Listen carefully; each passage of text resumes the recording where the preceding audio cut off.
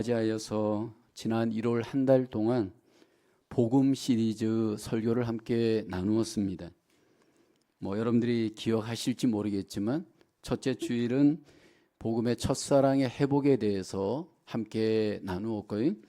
둘째 주일은 복음의 신령한 복에 대해서, 셋째 주일은 복음의 자유에 대해서, 넷째 주일은 복음의 구원에 대해서 함께 은혜를 나누었습니다. 오늘 이 시간은 복음으로 살아가는 삶에 대해서 함께 나누겠습니다. 하나님께서 우리에게 은혜를 주신 복음은 가장 궁극적인 결론, 그 목적이 있다면 삶입니다. 세상에서 하나님은 우리가 복음으로 말미암아 삶으로 승리하기를 원합니다. 그리고 복음으로 사는 사람은 이 세상에서 반드시 삶으로 승리해야 합니다. 물론 세상에서 복음으로 사는 삶은 고난이 있습니다. 복음으로 사는 삶은 장애물도 있습니다. 그렇지만 복음으로 사는 사람은 이 모든 고난도 이기고 장애물도 이기고 하나님께서 반드시 이 세상에서 승리하게 하십니다. 왜냐하면 하나님이 복음과 함께 하시고 하나님이 복음으로 사는 사람을 도우시고 하나님이 인도해 주시기 때문인 줄로 믿습니다. 복음 중심으로 삶을 산다는 것은 이 세상에서 사실은 쉬운 일은 아닙니다. 왜냐하면 이 세상의 삶의 방식을 보면 너무나도 다양하기 때문입니다. 과연 어떻게 사는 것이 복음으로 사는 삶인가? 어떤 교회가 정말 복음으로 살아있는 교회인가? 이것이 정말 분별이 쉽지 않은 시대입니다. 너무나도 다양성이 기준이 되어버렸고 종교다운주의 시대를 살아가는 그런 삶이다 보니까 절대적인 기준이 언젠가부터 우리에게서 멀어졌습니다. 그래서 주관이 기준이 되고 다양성이 기준이 되다 보니까 복음으로 살아가고 주님이 우리의 절대적인 기준이 된다. 이것은 굉장한 우리에게 분별력이 요구됩니다. 그런데 이러한 삶의 우리의 정황은 이미 오늘 성경 본문이 주어지던 로마서의 그 본문의 상황도 동일합니다. 그 당시에는 로마에 의해서 기독교가 많은 영향을 받았던 때입니다. 군사의 힘도 지식의 힘도 문화의 힘도 굉장히 영향을 받던 상황입니다. 그로 인해서 굉장히 복음의 위협이 됐었고 도전이 되었던 시기였습니다.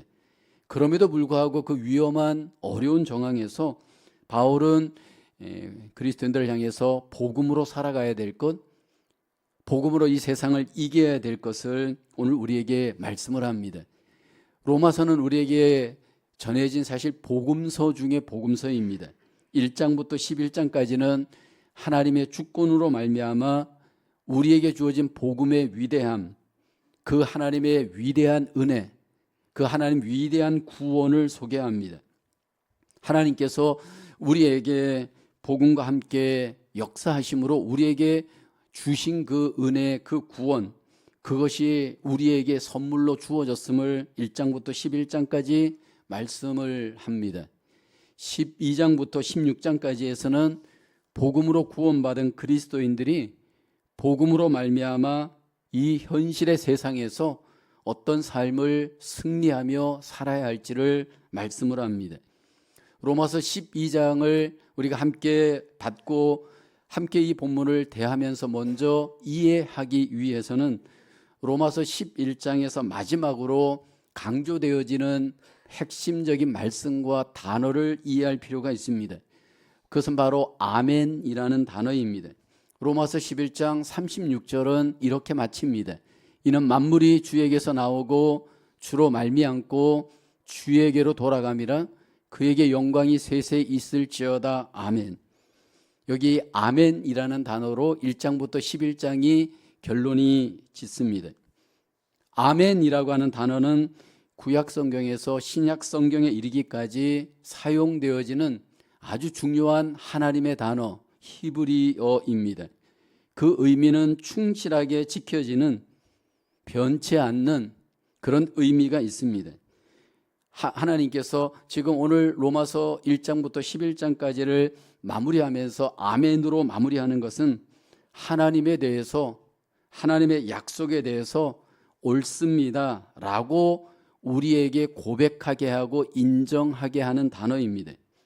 1장부터 11장까지 하나님께서 우리를 구원하기 위하여 행하신 모든 일하심, 그 역사하심, 그 은혜는 절대적으로 옳고 신실하고 하나님이 행하신 위대한 일입니다. 그것을 우리가 아멘 하면서 말하는 것은 그 하나님의 뜻을 인정하는 것이고 그 뜻을 우리가 복종하는 것입니다. 그런데 우리가 그 하나님의 그 아멘을 입술로 마음으로 고백하고 복종하는 것 이상으로 하나님이 우리에게 원하는 것은 우리의 삶에 아멘이 필요합니다. 많은 경우에 우리의 신앙은 말에 머물러 있고 많은 경우에 우리의 신앙은 마음에만 머무를 수 있지만 하나님은 우리에게 적극적으로 우리의 이 삶이 하나님 앞에 몸을 통해서 이 복음이 세상에서 승리하는 삶으로 드러내길 원합니다. 복음으로 살아가는 삶, 복음으로 이기는 삶은 과연 우리가 어떻게 살아내 드리는 걸까요? 첫째로 복음으로 사는 삶, 몸을 거룩한 산 제물로 드리며 승리합니다. 오늘 본문 로마서 12장 1절 함께 봉독하십니다. 그러므로 형제들아 내가 하나님의 모든 자비하심으로 너희를 권하노니 너희 몸을 하나님이 기뻐하시는 거룩한 산 제물로 드리라. 이는 너희가 드릴 영적 예배니라. 로마서 12장에서 시작하는 첫 번째 단어는 그러므로입니다. 대열포라고 되어 있는 이 그러므로 단어는 접속어인데 앞에 모든 말의 결과를 전제한 단어입니다. 로마서 1장부터 11장까지의 모든 하나님의 말씀의 결론을 전제하는 그러므로입니다. 하나님께서 1장부터 11장까지 어떻게 우리가 죄로부터 몸이 구원받게 되었는지 그 구원의 모든 하나님의 일하심을 소개합니다. 어떻게 우리가 하나님 앞에 구원받았냐면 전적인 하나님의 주권에 의해서 은혜로 말미암아 우리가 믿음으로 구원을 받습니다. 이제 구원받은 그 몸 하나님께서 우리에게 드리라 말씀을 합니다. 어떻게 드리냐면 너희 몸을 하나님이 기뻐하시는 거룩한 산 제물로 드리라 말씀을 합니다. 하나님은 구원받은 자기 백성의 몸을 받기를 기뻐하십니다. 너희 몸을 하나님이 기뻐하시는 거룩한 산 제물로 드리라 권합니다. 여기 드리라라는 이 표현 그리고 이 모든 과정의 말씀은 구약의 제사의 제물을 전제하는 의미입니다. 하나님께서는 구약의 자기 백성들에게 짐승을 제물로 드리는 것으로 영광을 받으셨습니다. 근데 이제는 우리가 복음으로 말미암아 구원받았다면 그리스도인들은 그 몸으로 하나님 앞에 산 제물을 드리기를 하나님이 원하십니다. 하나님께서 우리에게 몸으로서 산 제물을 드리는 것이 하나님이 기뻐 받으시는 예배입니다. 하나님께서 먼저 구원받은 자기 백성들의 몸을 통해 드려지는 그 모든 삶이 곧 예배이고 그것을 하나님이 가장 리즈너블하게 생각하고 합당하게 생각하고 기쁘게 생각하는 예배인 것을 말씀을 하고 있습니다. 그러니까 하나님이 우리에게 구원하시고 난 뒤에 너 정말 구원받았느냐? 너 정말 하나님의 사람이냐? 그렇다면 그 몸이 이 세상 속에서 거룩한 산 제물로 하나님께 드리라 하나님이 말씀을 합니다. 일터에서 가정에서 우리의 삶 자체가 산 제물로 드려지는 삶의 예배, 이것이 곧 하나님이 가장 기뻐하는 우리를 향하신 우선적인 삶입니다. 그런데 여기서 하나님이 우리의 몸을 드리는 산 제물의 이 예배가 되기 위해서 먼저 우리에게 요구하는 것이 있습니다. 그것은 바로 거룩입니다. 성경에서 일관되게 하나님이 가장 강조하는 것, 하나님이 오늘 나에게 우리에게 이 세상에서 가장 하나님이 원하시는 뜻은 거룩입니다. 오늘 로마서 12장 1절 중반절에 보면 너희 몸을 하나님이 기뻐하시는 거룩한 산 제물로 드리라 말씀을 합니다. 하나님이 원하시는 이 거룩이라는 이 단어는 세상과 구별되는 것입니다. 거룩하신 하나님께서는 우리의 몸이 구별되게 하나님 앞에 산 제물로 영광을 돌리길 원합니다. 우리는 이것을 구약의 제사에서 잘 알 수 있습니다. 하나님 앞에 드려진 제사의 제물은 거룩한 제물이어야 했습니다. 그래서 그 소나 양이나 하나님 앞에 제물로 드릴 때 여러분 그 제물은 흠이 없는 구별된 짐승으로 하나님 앞에 제사 드려야 했습니다. 근데 하나님 이제는 우리를 구원하시고 이 몸이 세상과 구별되어 하나님 앞에 거룩한 산 예배자로 드려지기를 원합니다. 어떻게 우리가 이 세상에서 거룩한 몸으로 구별될 수 있을까라는 겁니다. 우리가 이 세상에서 삶을 살다 보면 이 세상에서 처신에 대한 유행하는 단어 하나가 있습니다. 여러분 잘 아는 낄끼 빠빠라는 단어입니다. 끼일 때 끼고 빠질 때 빠진다라는 의미입니다.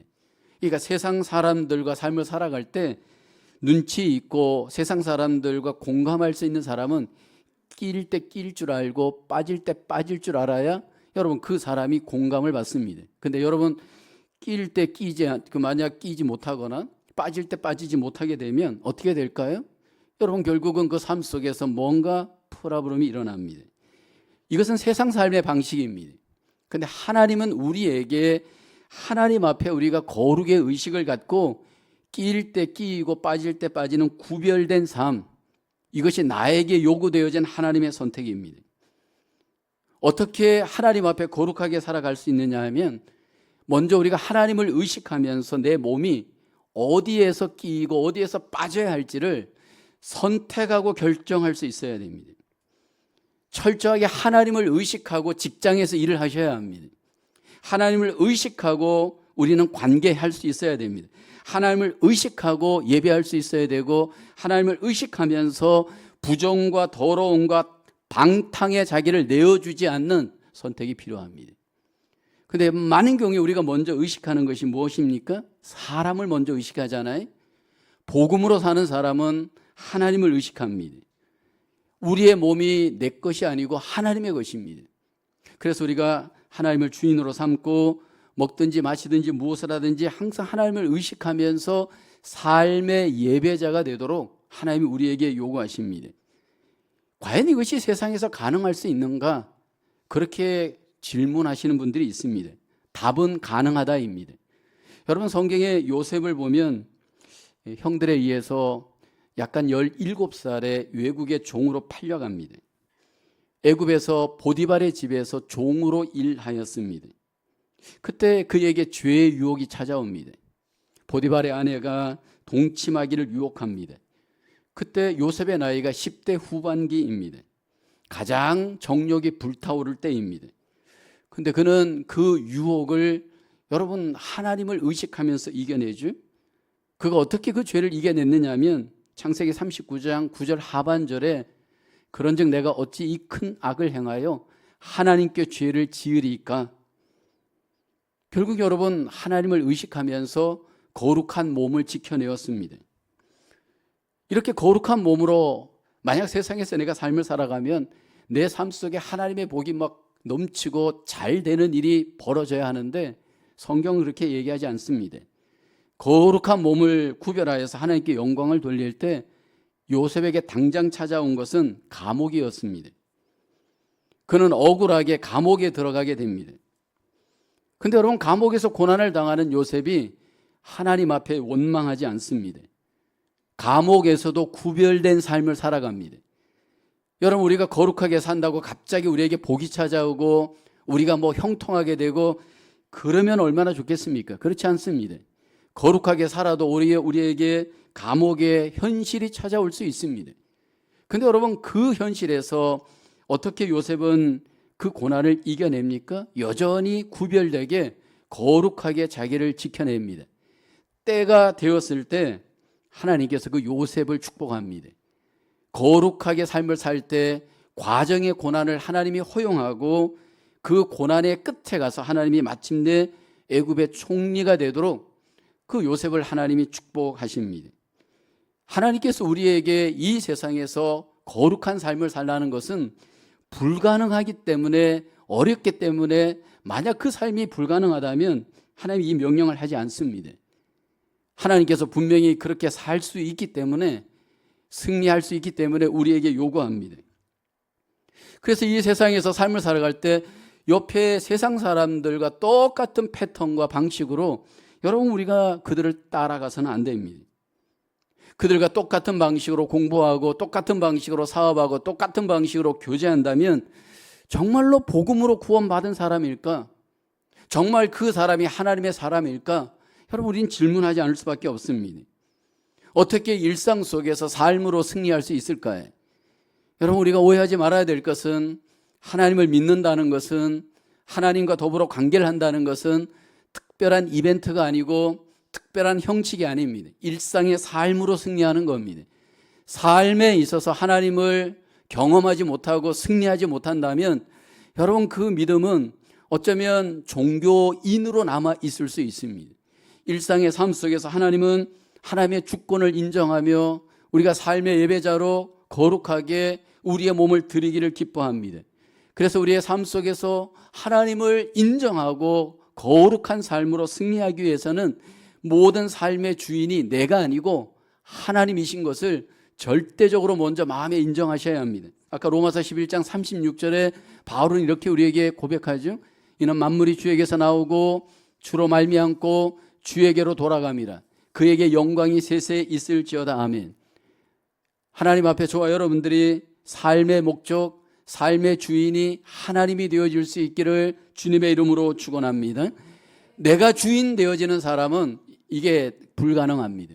하나님이 주인이 되어져서 주권을 인정한다면 여러분 우리의 삶에 있어서 잘 먹고 잘 입고 잘 사는 것이 목적이 아닙니다. 돈을 많이 버는 것이 인생의 골이 아닙니다. 하나님은 우리에게 원하는 것이 하나님의 영광을 위해서 거룩하게 살라는 겁니다. 거룩하게 구별되게 예배하시고 구별되게 사업하시고 구별되게 직장생활 하시고 구별되게 이 세상에서 관계하신다면 그것이 성공입니다. 저와 여러분들의 삶 속에서 하나님이 나를 구원해 주시고 나에게 복음을 주셨다면 먼저 그 거룩하신 하나님 앞에 거룩한 산제물로 삶의 승리자로 우리 모두가 승리할 수 있기를 주의 이름으로 축원합니다.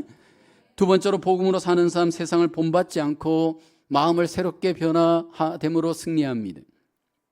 오늘 그리스도인들을 향해서 복음으로 살기 위해서 우리에게 세대를 본받지 말 것을 말씀을 합니다.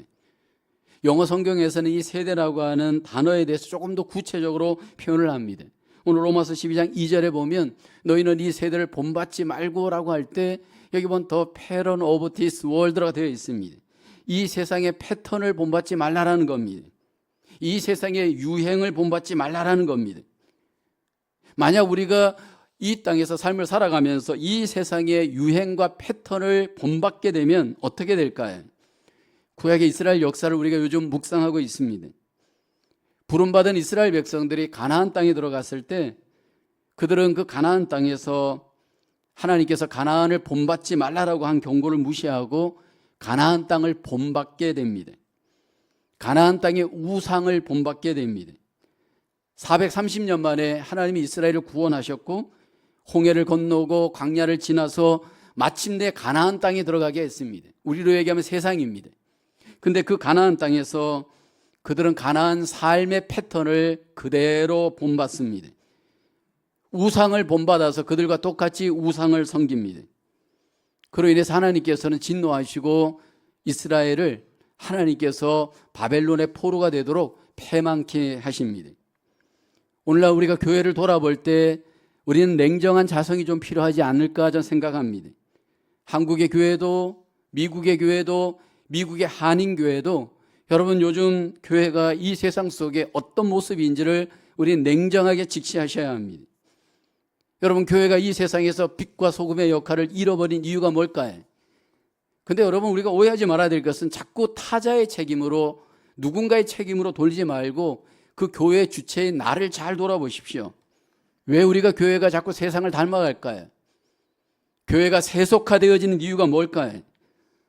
우선적인 이유는 교회의 세속화 원인은 하나님의 말씀에 무지하기 때문입니다.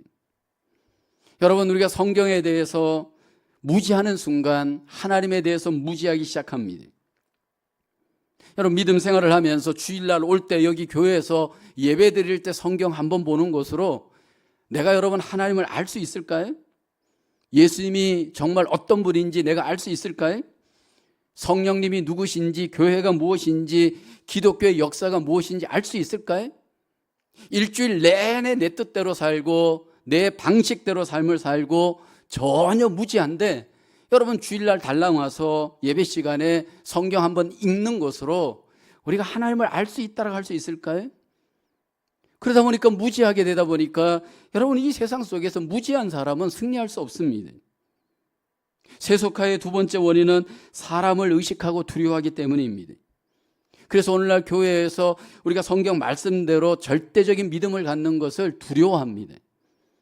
성경에 대해서 분명하게 확신을 하면 세상 사람들에게 거부감을 주고 세상 사람들에게 따돌림을 받는 그 이유 때문에 상대적인 믿음을 가지려고 하잖아요. 그로 인해서 모든 것들이 쏘쏘 옳다라고 얘기합니다. 이것도 옳고 저것도 옳고 다 옳습니다. 저는 개인적으로 이번에 47대 미국 대통령 도널드 트럼프 대통령이 여러 가지 정책을 펼치는 가운데 정말 개인적으로 감사하는 것은 성경대로 남성과 여성만 존재한다, 이 정책을 선언한 일입니다. 근데 여러분 이것이 정말 부끄러운 게 교회가 먼저 여기에 타협을 했잖아요. 성 정체성의 문제를 교회가 먼저 넘어갔잖아요. 남성과 여성만 있는 것이 아니고 제3의 성이 존재한다라고 교회가 인정해 버렸잖아요. 그리고 그 입장을 따라가면서 신앙생활 하는 것을 부끄럽게 여기지 않잖아요. 여러분 이런 정황에서 이렇게 하나님께서 또 이러한 은혜를 주신 것은 감사하지만 이것이 단지 성 전체성만의 문제는 아닙니다. 우리가 말씀대로 믿고 절대 믿음을 가져야 하는데 여러분 까멜레온처럼 이렇게 저렇게 교묘하게 상대적으로 여러분 우리가 믿음 생활을 하다 보니까 세상을 닮아가잖아요. 세 번째 원인은, 세속화의 원인은 세상을 사랑하기 때문입니다. 교회가 세상을 사랑하다 보니까 교회가 세상을 닮아갑니다. 물론 우리는 세상에서 공부도 하고 사업도 하고 세상에서 삶을 살아가야 됩니다. 그런데 성경은 세상을 사랑하면 거기에 하나님의 사랑이 존재하지 않은 것을 우리에게 말씀을 합니다. 세상을 사랑하게 되면서 짝하게 되면서 결국 우리는 세상 속에 결국은 우리는 따라가게 되면서 교회가 결국 하나님 중심이 아니고 사람 중심이 될 위험이 많잖아요. 이민교회는 더 그렇지 않나요? 교제가 중심이 되고 사람이 중심이 될 때 여러분 교회는 더 이상 하나님 앞에 영광을 돌릴 수 없습니다. 이민교회가 어려워지고 힘들수록 붙들어야 될 것은 여러분 교회는 하나님 중심이 돼야 되고 하나님의 뜻대로 세워져 가야 할 줄로 믿습니다. 그리고 또 중요한 세속화의 원인은 영적으로 미숙하기 때문입니다. 여러분 내가 미숙한지 미숙하지 않은지 어떻게 분별할 수 있나요? 우리가 자녀들을 키우다 보면 어린아기들의 특징이 뭐냐 하면 철저히 자기중심입니다. 어쩔 수 없습니다. 어린아기니까. 여러분 교회가 그렇습니다. 이기적으로 자기중심적으로 만약에 여러분 우리가 믿음 생활하게 되면 이것은 결국 하나님 앞에 영광을 돌릴 수 없습니다. 그래서 믿음 생활을 하면 할수록 밸런스가 하나님께도 가야 됩니다. 내 중심의 교회 생활, 내 중심의 신앙 생활, 여러분 이것은 세상 속에서 하나님 앞에 영광이 되지 않습니다. 첫 신앙 예를 들어서 금방 구원받고 예를 들어서 새신자인 경우에는 이해가 됩니다. 하나님 앞에 이렇게 세속화되어지는 여러 가지 원인을 딛고 우리가 하나님 앞에 먼저 마음을 새롭게 변화받아야 됩니다. 오늘 로마서 12장 2절에 보면 오직 마음을 새롭게 함으로 변화를 받아라고 합니다. 변화의 시작의 스타팅, 그 플레이스는 바로 마음입니다. 마음의 변화가 삶의 변화가 됩니다. 마음의 변화가 결국 가정의 변화, 일터의 변화의 시작입니다. 그런데 정말 우리의 마음이 변화될 수 있을까라는 겁니다. 성경은 우리의 마음이 변화될 수 있다라고 말씀을 합니다. 어떻게 이 마음이 변화될 수 있을까? 하나님 우리 인간의 책임도 수반합니다. 오늘 본문의 마음의 변화를 받으라 이 원어를 보게 되면 이것은 현재 시제와 명령어로 되어져 있습니다. 한번 마음의 변화를 받는 것으로 그치지 말고 계속해서 마음의 변화를 우리가 받아야 한다 말씀을 합니다. 인생의 문제는 마음의 문제입니다. 왜 해가 바뀌어도 우리의 마음 속에 여전히 용서가 안 되는 사람이 있을까요?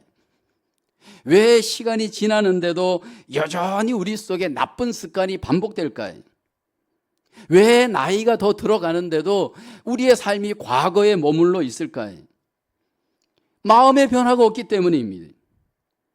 하나님께서 우리의 마음의 변화를 분명히 시켜주실 것을 우리에게 책임이 있음을 말씀하면서 하나님이 우리가 그 마음을 하나님 앞에 드리면 하나님이 두 가지의 무기를 갖고 우리의 마음을 변화시켜 갑니다.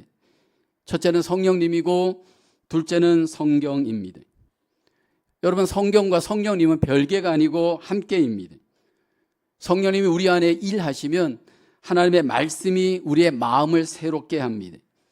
그래서 여러분, 복 있는 그리스도인, 복 있는 하나님의 사람들은 어떤 특징이 있느냐 하면 그 마음에 하나님의 복이 머물러 있습니다. 예수님이 이 땅에 오셔서 팔복을 이야기할 때 그 팔복은 전부 마음의 복입니다. 이 땅에 하나님의 나라의 복은 마음에서 먼저 이루어집니다. 복음으로 사는 그리스도인들은 그 마음 속에 새 마음으로 말미암는 하나님의 통치의 복, 하나님의 임재의 복, 하나님의 소유의 복이 우리 마음 가운데 일하십니다. 그런데 그것이 어떻게 가능하냐 하면 우리의 마음을 먼저 개간해야 합니다. 해마다 여러분 봄이 되면 농부들이 농사를 시작합니다. 여러분, 농사를 짓는 농부가 가장 먼저 하는 일이 있습니다. 여러분, 농부가 그냥 씨를 뿌리지 않습니다. 농부는 반드시 먼저 반복되더라도 밭을 먼저 개간합니다. 씨를 뿌리기 전에 겨울 내내 굳어있던 밭, 풀이 나 있는 그 밭을 여러분 농부는 먼저 잘 개간을 합니다. 좀 힘이 들어도 어렵더라도 그 묵은 밭을 새롭게 기경하면 그 밭은 부드러운 밭이 됩니다. 그 부드러운 밭에 씨를 뿌려야 열매를 거둘 수가 있습니다. 그런데 우리 그리스도인들이 똑같습니다. 왜 설교가 자꾸 겉돌까요? 왜 묵상이 자꾸 겉돌까요? 왜 말씀이 자꾸 겉돌까요? 여러분, 원인을 다른 데서 찾지 마십시오. 나에게서 찾으십시오. 내 마음이 기경되지 않았는데, 부드럽지 않은데 여러분 그 말씀이 받아들일 수 있을까요? 목사인 저 자신도 여러분 이 마음을 날마다 새롭게 하지 않으면 이 말씀이 내 안에 여러분 뿌리를 내릴 수 없는 것을 경험을 합니다. 여러분, 마음을 먼저 하나님 앞에 기경하셔야 됩니다. 특별히 나이가 더 들어갈수록, 신앙생활 오래 할수록 묵은 밭이 될 수 있는 위험이 너무 많습니다. 왜요? 습관과 형식에 의해서 믿음 생활할 수 있는 위험이 많기 때문입니다. 이것은 저의 경험도 그렇고 대부분의 경험이 그렇습니다. 여러분, 중요한 것은 만약 우리의 마음이 새로워지지 않으면 내 고집만 늘어갑니다. 내 자존심만 앞세우기 시작합니다. 그로 인해서 우리는 복음으로 사는 것이 아니고 여러분 내 고집으로 살아갈 수 있는 위험이 우리에게 있습니다. 그래서 하나님이 구약의 이스라엘 백성들 망한 이유가 마음에 있음을 잘 아시고 에레미야를 통해서 이렇게 말씀하잖아요. 에레미야 17장 9절에 보면 만물보다 거짓되고 심히 부패한 것은 마음이라 누가 능히 이를 알리오마는, 모른다는 거예요. 이스라엘이 구약에 망했던 그 이유 중에 하나는 우상을 숭배하고 가나안을 본받고하는 거, 이런 그 마음의 부패 때문이. 근데 스스로 마음의 부패함을 몰라요. 그것이 이스라엘 백성들만의 문제가 아닙니다. 오늘 우리의 문제일 수 있고 나의 문제일 수 있습니다. 근데 하나님은 이 시간도 우리의 마음을 먼저 보십니다. 부패한 우리의 마음을 하나님이 아십니다. 그래서 선지자를 통해서 우리에게 이렇게 말씀하죠. 에레미야 17장 10절에 말씀을 합니다. 나 여호와는 심장을 살피며 마음을 살핀다는 겁니다. 폐부를 시험하고 마음을 시험한다는 겁니다. 그리고 그 행위와 그 행실대로 보응하신다 말씀을 합니다. 여러분, 2025년이 시작되었다고 우리의 마음이 새로워지는 건 아닙니다. 과거에 머물고 내 안에 나를 가두고 여러분 우리가 죄악을 따라가는 미련한 삶으로 새해를 아무리 살아보십시오. 의미 없습니다. 먼저 마음을 기경하고 마음을 새롭게 함으로 변화를 받을 때 여러분 우리는 복음으로 승리하는 그리스도인이 될 수 있는 줄로 믿습니다. 하나님 앞에 먼저 내 마음을 돌아보지 않는다면 여러분 2025년의 삶은 새로운 삶이 없습니다. 다시 한번 하나님 앞에 냉정하게 내 마음을 돌아보시고 하나님이 원하시는 마음으로 기경되어져 하나님이 원하시는 복음의 삶으로 우리 모두가 승리할 수 있기를 주의 이름으로 축원합니다. 세 번째로 복음으로 사는 삶, 하나님의 선하시고 기뻐하시는 뜻을 분별하며 승리합니다. 오늘 12장 2절 하반절에 말씀하죠. 하나님의 선하시고 기뻐하시고 온전하신 뜻이 무엇인지 분별하도록 하라. 우리의 몸을 드리고 마음을 드리는 데 있어서 하나님이 강조하는 것이 분별력입니다. 복음으로 승리하기 위해서는 여러분 복음의 분별력이 필요합니다. 여러분들은 분별력이 있는지? 많은 경우에 우리는 내 자신이 분별력이 있다라고 생각합니다. 근데 그 분별력이 정말 하나님의 뜻을 분별하느냐, 내 뜻대로 분별하느냐, 여러분 이것은 굉장한 차이점이 있습니다. 우리 교회 제자훈련반에서 함께 나누는 책 중에 잔 비비어의 분별력이라는 책이 있습니다. 그 책에 잔 비비어가 한 사람 그 분별력 없는데 자기가 분별력 있다고 생각하는 한 사람을 소개합니다. 구약의 사울 왕입니다. 하나님께서는 사울 왕에게 아말렉에게 속한 모든 것들, 사람이든지 짐승이든지 절대로 살려둘지 말아라 명령했습니다. 사울은 군대를 소집하고 하나님이 주신 이 사명을 순종하는 것처럼 분별력 있게 행동합니다. 아말렉을 공격하였고 남녀노소 모두를 죽였고 가축을 죽였습니다. 근데 이 사울 왕이 아말렉 왕을 살려두고 소떼 가운데 양떼 가운데 가장 좋은 것은 살려둡니다. 그러니까 자기 뜻대로 분별하고 순종을 부분적으로 한 겁니다. 아마 그는 이렇게 생각했을 겁니다. 이렇게 좋은 가축들을 굳이 죽일 필요가 있어? 합리적인 자기 생각을 앞세워서 하나님의 뜻 대신에 자기 뜻을 앞세워서 분별하고 선택하고 하나님께 순종하는 것이 아니라 부분적으로 순종했습니다. 그 전쟁이 있던 다음 날 사무엘 선지자와 사울이 미팅을 갖습니다. 그리고 사울은 이렇게 자신 있게 말합니다. 내가 여호와의 명령을 다 행하였습니다. 자기가 하나님의 뜻대로 다 행했다라고 생각하고 자기는 하나님의 뜻대로 사는 사람이라고 스스로 자부하였습니다. 그러나 그는 하나님의 뜻대로 분별하지 못했고 하나님의 뜻에 부분적으로 불순종했습니다. 그러면서 이제 사무엘이 말하죠. 왜 살려두었느냐? 그 짐승들을 왜 살려두었느냐?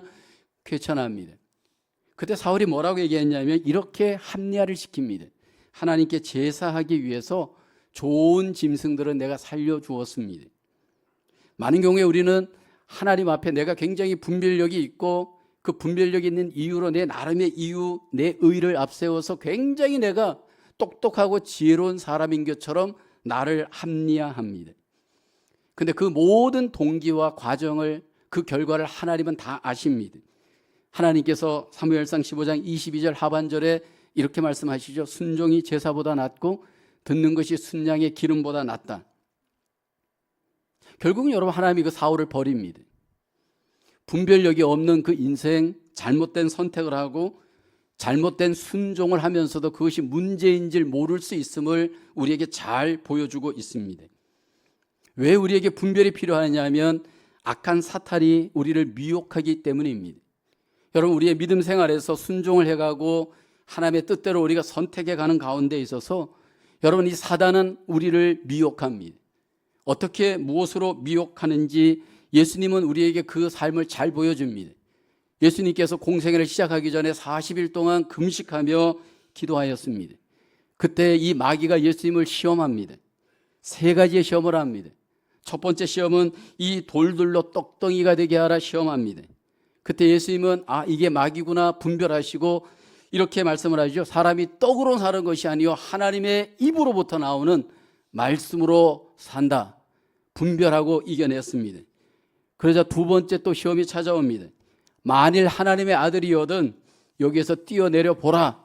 그렇게 마귀가 도전합니다. 그때 예수님은 주 너의 하나님을 시험하지 말라. 그리고 이겨냅니다. 거기서 끝나지 않고 또 세 번째 시험을 또 합니다. 높은 산에 올라가서 천하 만국과 그 영광을 보여주면서 만일 내게 엎드려 경배하면 이 모든 것들을 너에게 주리라. 그때 예수님은 이 마귀의 유혹을 아시고 시험을 분별하여서 이겨내십니다. 똑같습니다. 오늘 우리가 이 땅에서 삶을 살아가는 데 있어서 왜 우리가 분별해야 되느냐 하면 이 마귀가 우리를 계속해서 유혹하고 계속해서 우리를 공격합니다. 물론 예수님은 세 가지의 공격을 받았는데 모든 그리스도인들이 한결같이 받는 가장 중심에 마귀의 미혹과 공격이 있습니다. 뭘까요? 현대를 살아가고 여러분 삶을 살아가는 세상에서 가장 우리가 받는 유혹과 공격이 뭘까요? 물질의 유혹이 아닐까요? 돈의 미혹이 아닐까요? 성경은 우리에게 돈을 사랑함이 일만하게 뿌리가 된다 말씀을 합니다.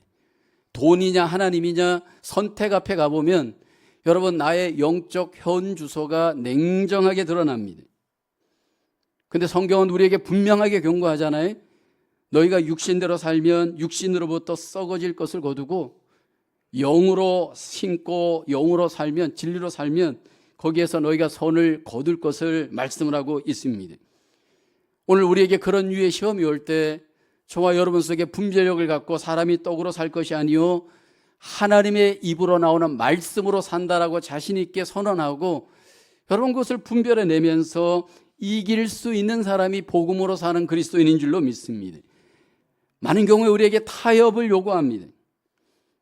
그리고 그 타협에 넘어가서 우리가 쏙습니다. 그리고 우리는 그것을 합리화합니다.